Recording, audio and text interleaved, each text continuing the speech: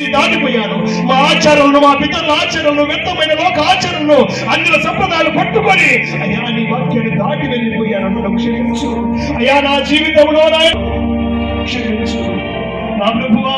ఇదిగో అన్ని ఆచారాలు చేస్తున్న దుఃఖ పెట్టాను అయ్యా, నిన్ను బాధపరిచాను, నిన్ను వేదనపరిచాను. నన్ను క్షమించు నాయన, నన్ను కనికరించు. ఇక ముందు నాయన నీ మాట ప్రకారం జీవిస్తా. ప్రభువా ప్రభువా అని పిలుచువాడు కాదు, పరలోకం వెళ్ళాడు.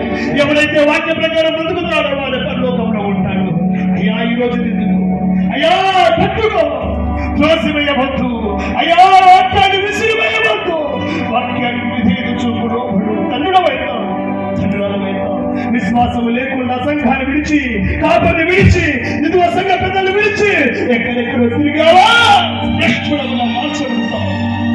ఇదిగో ఎస్రా కాలంలో ప్రజలు ఎలాగైతే యెహోవా మందిరమును విడిచిపెట్టామో అని తీర్మానం చేసుకున్నారు.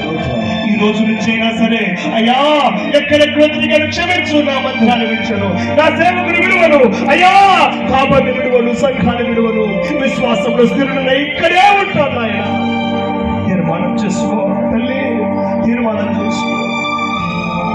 సత్క్రియలు లేకుండా బ్రతుకుతున్నావా సంగమా? ఇదిగో సత్కార్యాలు చేయాలనే ప్రభువు నీకు పిలిచాడు. సత్కార్యముల కొరకు ఏర్పాటు చేసుకున్నాడు.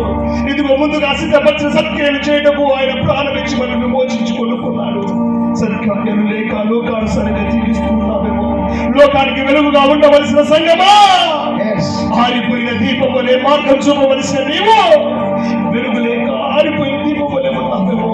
ఈ ప్రాంతంలో మీరు ఒక కిరీటముగా, నక్షత్రముగా, వెలుగంత దీపముగా ఉండాలి.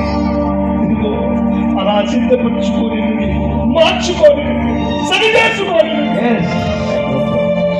ఎంతకాలం బతికి ఉన్న చచ్చిన స్థితిలో ఎంతకాలం నరులారా నా గౌరవముడు ఎంతకాలం అవమానంగా మారుస్తారు.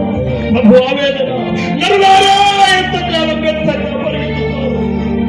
నా మహిమ కోసం బ్రతకాలని మేము ఏర్పాటు చేసుకున్నాను. ఇదిగో మహిమ కొరకు బ్రతుకుతారని ప్రభువు వడ్డీలకు ఇస్తూ, వడ్డీ వ్యాపారాలు చేస్తూ, ఇదిగో తాగుపోతూ, డీజీలు అల్లరితో నాటపడరు, లేడిపడి సంప్రదాయాలు సంఘం పెట్టుకున్నారు. మానుకో, మార్చుకో, జీవితాన్ని సరి చేసుకో. ప్రార్థన చేసుకుందాం ఎవరికి వారుగా.